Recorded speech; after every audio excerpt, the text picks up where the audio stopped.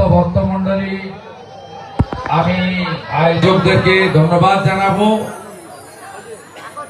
যে ভাগবত কথা রামনবমী উপলক্ষে গতকাল অধিবাসের মধ্য দিয়ে শুরু হয়েছে।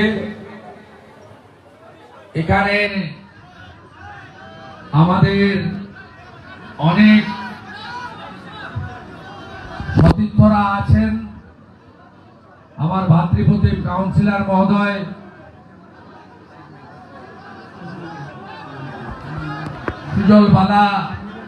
সুজন বালা আমাদের সমগ্র আয়োজনের দায়িত্বে, ভাই আমার পূর্ব পরিচিত।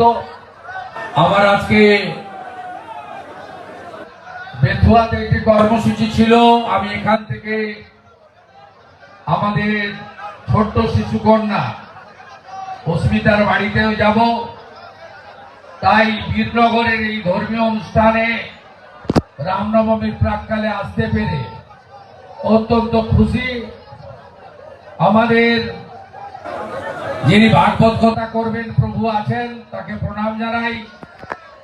যারা ভজন কীর্তন করছেন তাদের শ্রদ্ধা জানাই, পুরোহিত বৃন্দকে শ্রদ্ধা জানাই, বিধানদা সহ, পার্থসারথী চ্যাটার্জি সহ, অসীম বিশ্বাস সহ, বঙ্কিম ঘোষ সহ সমস্ত সহকর্মীদেরকেও শুভেচ্ছা জ্ঞাপন করি।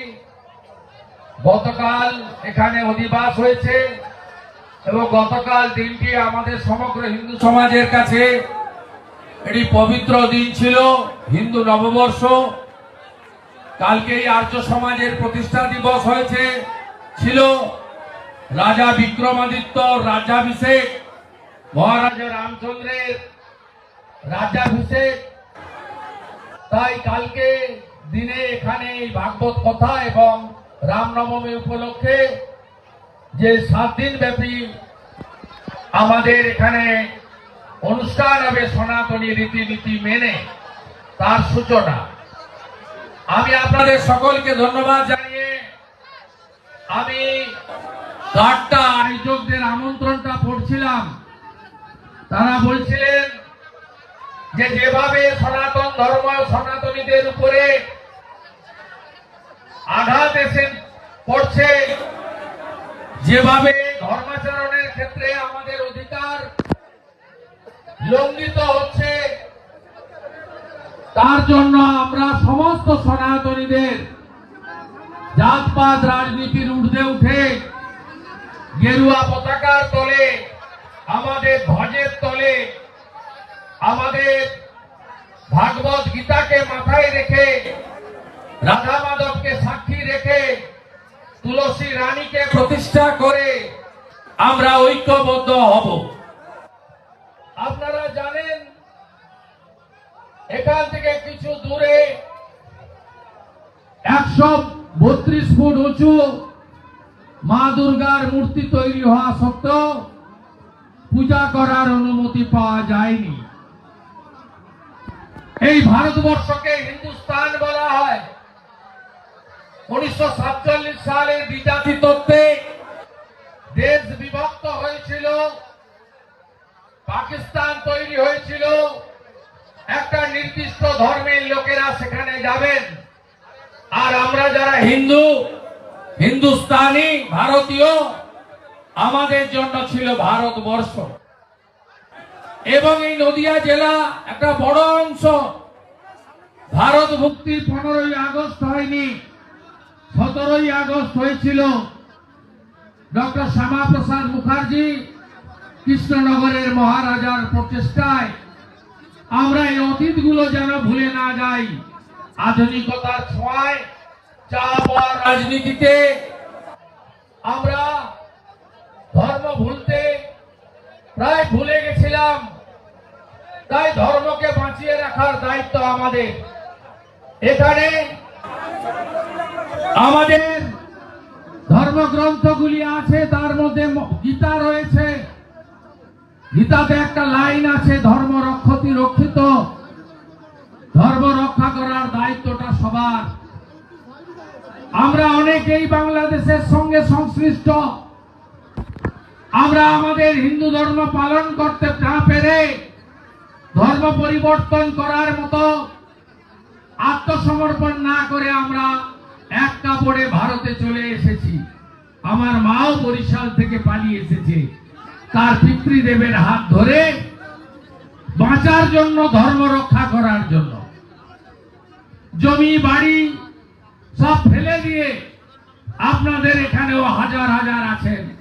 ঠাকুর হরিচাঁদ ঠাকুর, ঠাকুর গুরুচাঁদ ঠাকুর মতুয়া সমাজ তৈরি করেছিলেন শুধু ধর্ম পরিবর্তনের হাত থেকে সনাতনীদের বাঁচানোর জন্য। তাই আজকে সময় এসেছে সনাতনীদের ঐক্যবদ্ধ হওয়ার। বাংলাদেশে 600 মন্দির ভেঙেছে, কি অপরাধ সেখানকার সনাতনীদের?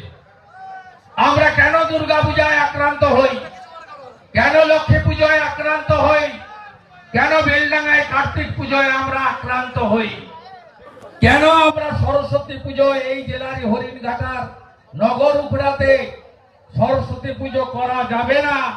স্কুলে গিয়ে কিছু প্রভাবশালী লোকেরা যারা অন্য ধর্ম পালন করেন তারা রাজনীতির সেন্টার নিয়ে বলে আসেন যে এখানে বাগদেবীর আরাধনা হবে না। এ বাংলা তো আমাদের ছিল না। এই বাংলার পরিবর্তন কেন হচ্ছে? তাই ধর্ম কথা শুধু নয়, নিজেদের মধ্যে একতার প্রয়োজন আছে।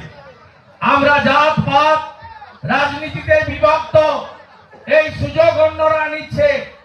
আমরা ভাষাতে বিভক্ত, এই সুযোগ অন্যরা নিচ্ছে। তাই গোরখপুর মহন্ত পীঠের মহারাজ, আমি তার রাজনীতির পরিচয় এখানে নাই বা দিলাম, যোগী আদিত্যনাথজি সমগ্র সনাতন সমাজকে ঐক্যবদ্ধ হওয়ার ডাক দিয়েছেন।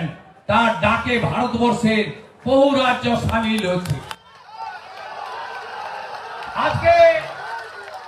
আজকে চিন্ময় কৃষ্ণ প্রভু, তিনি কি সন্ত্রাসবাদী? তিনি একজন বৈষ্ণব সন্ন্যাসী। বৈষ্ণবরা কিভাবে কৃচ্ছ সাধন করে কষ্টে জীবন যাপন করেন নিয়ম মেনে আপনারা জানেন। তারা অন্ন গ্রহণ করেন না, প্রসাদ গ্রহণ করেন রাধা মাধবকে উৎসর্গ করার পরে। তাদের শৃঙ্খলিত জীবন, কৃচ্ছ সাধনের জীবন। একটাই অপরাধ ছিল, মুন্ডিত মস্তক, মাথায় শিখা, গেরুয়া বসন পরা, ধুতি পরা এই সন্ন্যাসীর। তিনি, আমরা নানা জাতে বিভক্ত ছিলাম, ব্রাহ্মণ, ভূমিহার, রাজপুত, লালা, কেউ তফসিলি সমাজ, কেউ আমরা দিলি, তেলি, কামার, কুমোর, লোহার, কত রকম ভাবে বিভক্ত। তিনি সমগ্র হিন্দু সমাজকে এক করতে চেয়েছিলেন।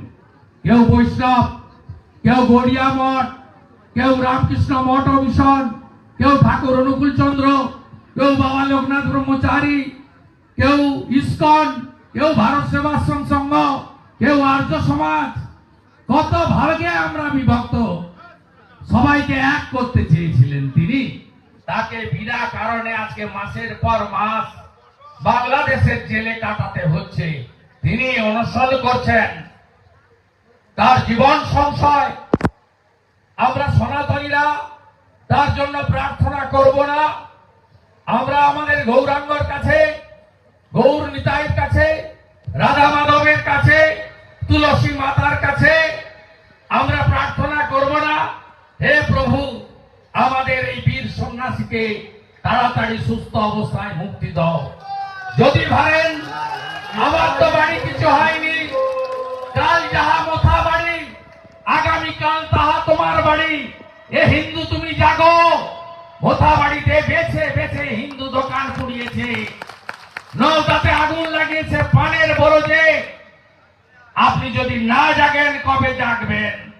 আমি অনেক বড় মন্ত্রী ছিলাম, অনেক ক্ষমতা ছিল, সব ফেলে দিয়ে এসেছি এই তুষ্টিকরণের বিরুদ্ধে, শোষণের বিরুদ্ধে, আমার সনাতনীদের রক্ষা করার জন্য। আপনি কি কিছু ভাতার জন্য অথবা সুস্থভাবে বেঁচে থাকার জন্য গুন্ডাদের ভয়ে রাম মন্দির উদ্বোধন হবে, কলকাতাতে পার্ক সার্কাসে সম্প্রীতির মিছিল হবে, 492 বছর পরে রাম মন্দির আমরা পেয়েছি। রাজনীতির কোনো কথা নয়, এটাই ধ্রুব সত্য। নরেন্দ্র মোদীজি প্রধানমন্ত্রী না থাকলে কোনদিন রাম মন্দির আমরা পেতাম না। 1,70,000 হিন্দু প্রাণ দিয়েছে রাম মন্দিরের জন্য। 66 কোটি হিন্দু স্নান করেছে 144 বছর পরে প্রয়াগরাজের ত্রিবেণী সঙ্গমে। আমিও স্নান করেছি, আপনারাও অনেকে স্নান করেছেন। যারা যেতে পারেননি জল এনে মাথায় ছিটিয়েছেন। মহাকুম্ভের পুণ্য স্নান, এক হয়েছে হিন্দুস্তান। আমাদের প্রশাসনিক কর্তৃক বিধানসভায় দাঁড়িয়ে বলবেন ওটা মহাকুম্ভ নয়, মৃত্যু কুম্ভ। আপনি মেনে নেবেন? আপনি না হিন্দু, আপনি প্রতিবাদ করবেন না? অন্য ধর্মের মিলন নিয়ে বলতে পারবেন? আপনি পারবেন না। তাই জাগো হিন্দু, আর ঘুমিয়ে থেকো না। সব যাবে, বাংলাদেশে সব গেছে। ধুতি পরা নিষিদ্ধ, কপালে চন্দন মাখা নিষিদ্ধ, গলায় তুলসী রাখা নিষিদ্ধ, মায়েদের শাখা পলা সিঁদুর পরা নিষিদ্ধ। সব নিষিদ্ধ হয়ে গেছে। এই বাংলাটা বেঁচে আছে। বাঁচতে গেলে এক হতে হবে। আজকে যদি কেউ বলেন গন্দা ধর্ম, আজকেই বলেছেন কলকাতায় দাঁড়িয়ে হিন্দু ধর্ম গন্দা ধর্ম, হিন্দিতে গঙ্গা, তার বাংলা করলে কি জানায়? নোংরা। আপনি হিন্দু, আপনার ধর্ম নোংরা। আপনি এখনো চুপ করে থাকবেন না? তো বাবু আমি ভালো আছি, বীরনগরে তো কিছু হয়নি। কাল যাহা মোতাবাড়ি, আগামীকাল হবে আপনার বাড়ি। জাগো হিন্দু, জাগো হিন্দু, জাগো হিন্দু। রাম, ভগবান রাম আমাদের আত্মা। ভগবান রাম হিন্দুদের প্রতীক। নদিয়া নগরে দাঁড়িয়ে আছি। শ্রী চৈতন্য দেব হরে কৃষ্ণ মন্ত্রের সঙ্গে রাম রাম উচ্চারণ করেছিলেন। শ্রী চৈতন্য দেব প্রভু পুরীতে গিয়ে রামচন্দ্রের ধনুর্বাণ উপরের দিকে তুলে ধরেছিলেন। শ্রী চৈতন্য প্রভু নদিয়া নগরের পথে পথে রাম রাম রক্ষমাম কীর্তন ভজনে বোল তুলেছিলেন। তাই ভগবান রামচন্দ্র উত্তরপ্রদেশের ভগবান নয়, গোটা পৃথিবীর হিন্দুদের আস্থার প্রতীক ভগবান রামচন্দ্র। রামনবমী জোরদার ভাবে পালন করবেন, সর্বত্র ধ্বজ লাগাবেন, সর্বত্র জয় শ্রীরামের নারা তুলবেন, শান্তিপূর্ণ ভাবে করবেন, অন্যের অসুবিধা না করে করবেন। যেখানেই বাধা দেবে রাস্তায় বসে জয় শ্রীরামের নাম করবেন। জাগো হিন্দু, জাগো। এ লড়াই টিকে থাকার লড়াই নয়, এ লড়াই অস্তিত্ব রক্ষার লড়াই। আমরা 51 সালে ছিলাম বাংলায় 85 ভাগ, আজ হয়েছি 67 ভাগ। 47-এ দেশ ভাগের সময় বাংলাদেশে হিন্দু ছিল 33 ভাগ, আজ হয়েছে মাত্র 7 ভাগ। অস্তিত্ব বিপন্ন হবে যেদিন আপনি 50%-এর নিচে নেমে যাবেন। সেদিন ধর্মনিরপেক্ষতা, সংবিধান এসব শব্দ থাকবে না। সারিয়া কানুন চলবে।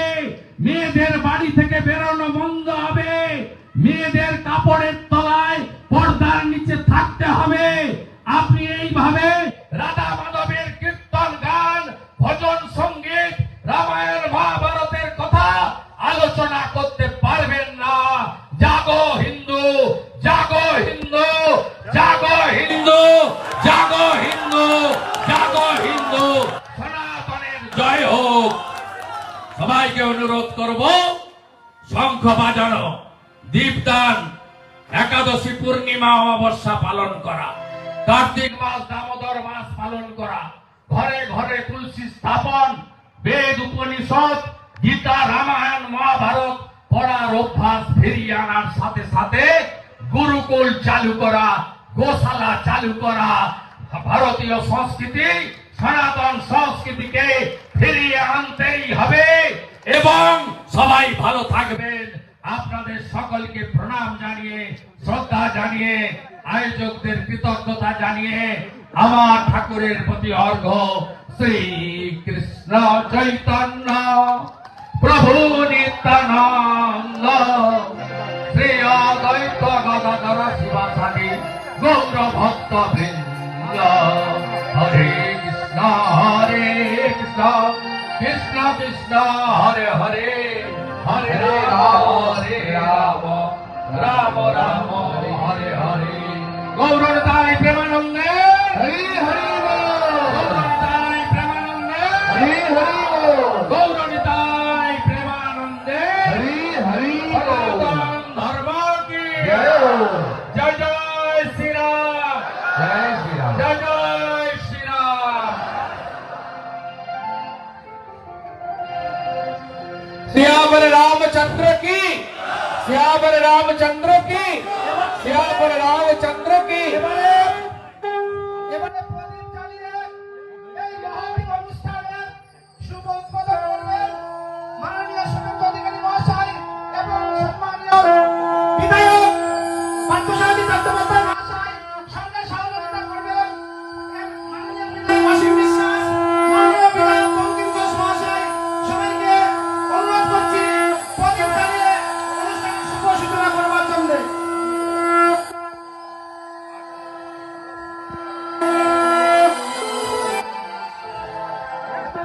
ভারত আমার, ভারত বর্ষ স্বদেশ আমার স্বর্গ, তোমাতে আমরা লোভিয়া জন্ম ধন্য হয়েছি ধন্য গো। ভারত আমার, ভারত বর্ষ স্বদেশ আমার স্বর্গ, তোমাতে আমরা লোভিয়া জন্ম ধন্য হয়েছি ধন্য গো।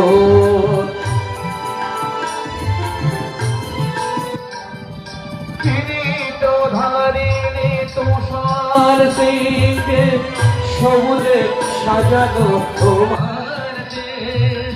কিরীটধারিণী তুষার সিংহে সবুজে সাজানো